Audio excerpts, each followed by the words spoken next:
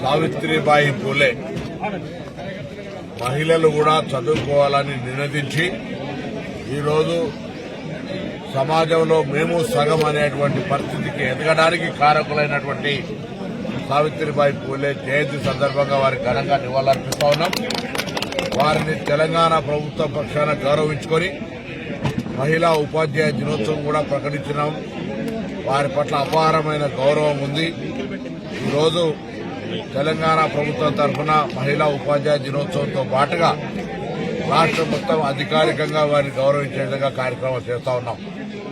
తప్పకుండా సావిత్రిబాయి పూలే ఏ మార్గదర్శకత్వం చేసిందో ఆ సూచన మేరకు ఈరోజు ప్రపంచ స్థాయిలో మహిళలందరూ కూడా పోటీ పడే విధంగా మన భారత మహిళలు అన్ని రంగాల్లో మేము ఉన్నామంటూ ముందుకు వస్తా ఉన్నారు.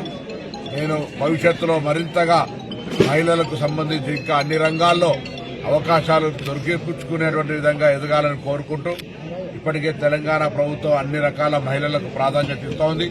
ఉచిత బస్సు మహిళలతో పాటుగా ఇందిరమ్మ ఇండ్లతో పాటుగా మహిళా సంఘాలందరినీ కూడా పటిష్టవంతం చేసి కోటీశ్వరులను చేయాలని విధంగా విద్యా వ్యవస్థలో వారికి అనేక రకాల వసతులు కలిగిస్తూ ప్రత్యేకంగా అనేకమైనటువంటి సౌకర్యాలు కలిగేసే ఈ సందర్భంలో ఆ మార్గదర్శకత్వం మహిళల గురించి ఆలోచించే విధంగా చదువుకునేటువంటి పోరాడి ఆనాడు నిషేధం ఉన్నటువంటి పరిస్థితుల్లో కూడా చదవాలని గట్టిగా మాట్లాడినటువంటి సావిత్రిబాయి పూలే గారి జయంతి సందర్భంగా వారికి ఘనంగా నివాళులర్పిస్తారు.